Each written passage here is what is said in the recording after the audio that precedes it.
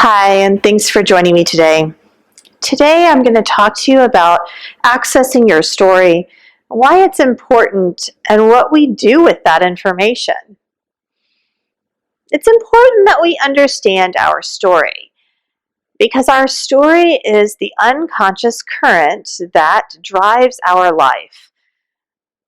In Patanjali's Yoga Sutras, we learn about samskaras, we learn about the guna, and we learn about the kleshas that keep us behind the veils of illusion. Our story is really how we have moved through the kleshas and how we continue to pattern in our samskara. Sometimes we fall victim to the misunderstanding that life is happening to us, but really life is happening for our awakening. Every single thing that we experience is an effort to our awakening into our natural enlightened state of being. As an enlightened being, we become self-realized the more we practice recognizing our enlightenment and the enlightenment of others. Applying compassionate self-forgiveness to release ourselves from energetic holds and blockages that are preventing us from stepping into our potential helps us to continue to evolve on the path. But at the beginning, those stories and misperceptions fuel limiting beliefs that cause self-sabotage and dis-ease in many of us. Understanding our story and how it has created the patterns and samskaras that we are experiencing now will help us to create new patterns, to develop new understandings and awareness, to let go of old scripts, and release ourselves from the bondage of our karmas. First, we start with just the facts. Remember, truth is truth. Perception and verbalization are just distractions away from pure, universal truth.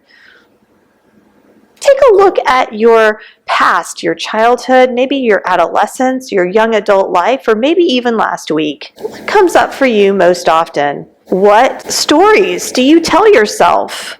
What patterns keep happening in your relationships again and again? Without judging yourself as bad or wrong, just notice these things and identify where the misunderstanding is. I grew up in Georgia with my family. I had a little brother and a mother and father. They weren't divorced. And we lived close to the poverty line in Georgia, right outside of Atlanta. My parents were fairly sedentary, and my father had his own story, and my mother had her own story. I grew up thinking one thing, really feeling one way. I felt like I was a neglected child.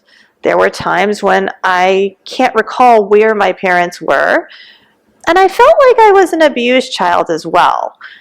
My father was verbally abusive and physically abusive. My mother was neglectful. I grew up knowing that there was a different way, but the different way came at a cost. My grandparents were very affluent, and every year I would go to my grandparents' house and be paraded around to all of their friends like a China doll. When I experienced affluence or ease, it came with a price. And the price was me being a show pony for my grandparents. When I was at home, I was comfortable because I had my own space and I could do what I wanted to do. But nobody really knew what I was doing, if I was safe, if we were fed. It was a different kind of life than the life I experienced in the summer with my grandparents.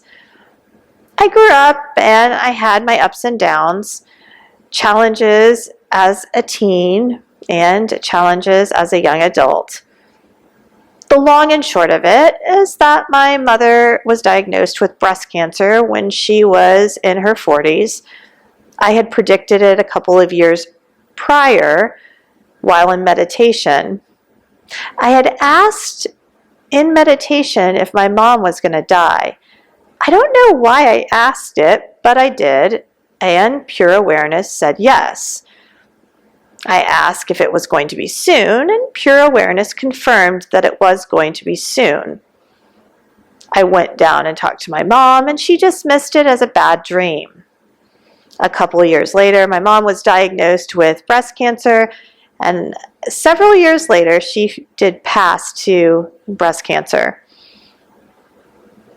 When I had the initial premonition, I knew that there was something more. There was some connection to the universal consciousness or that divine spirit that we could tap into, but I just wasn't sure what it was. I continued to meditate all throughout my young adult life and had many other experiences where I connected directly with Pure Awareness through clairaudience.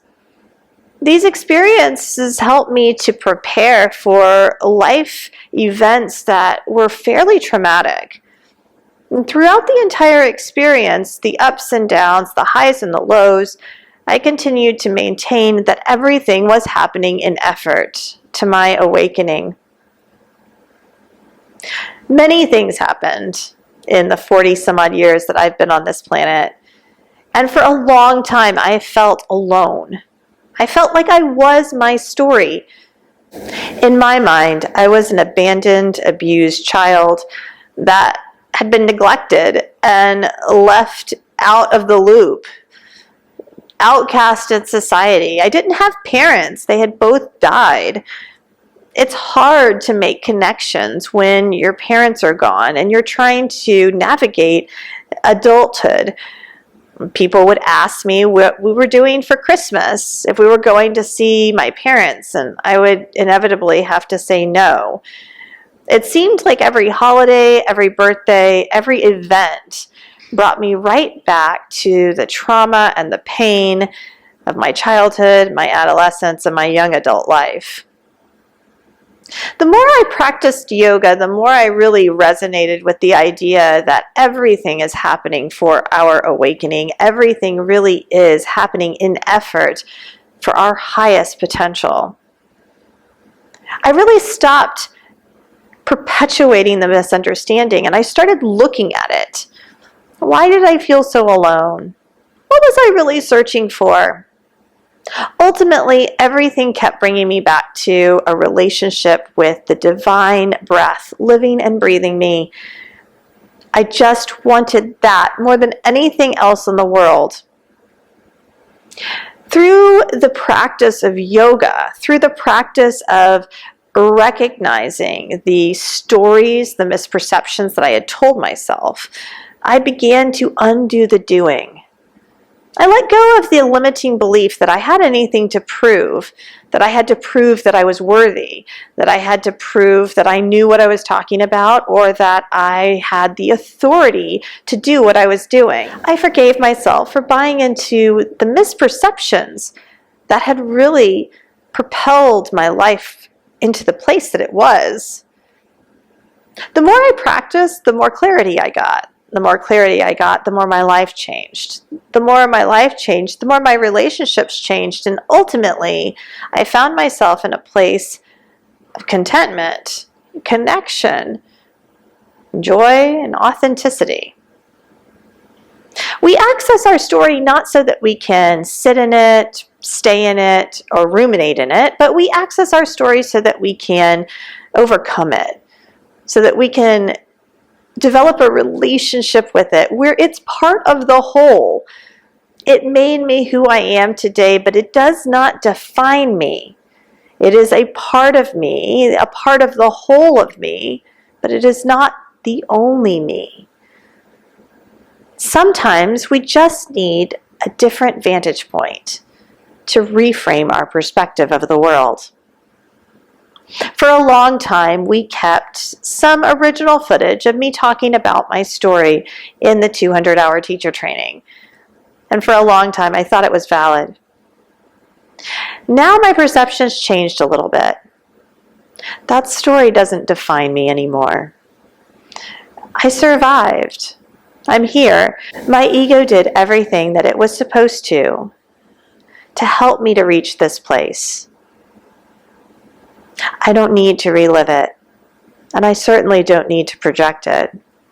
We all have our story, and each one of us has a valid story to share. Once we share it, we understand it, we process it, we learn from it, and we forgive ourselves for buying into the belief systems that no longer serve. Then we can liberate ourselves from identifying as our story. And we can come into the truth, the wholeness of who we are.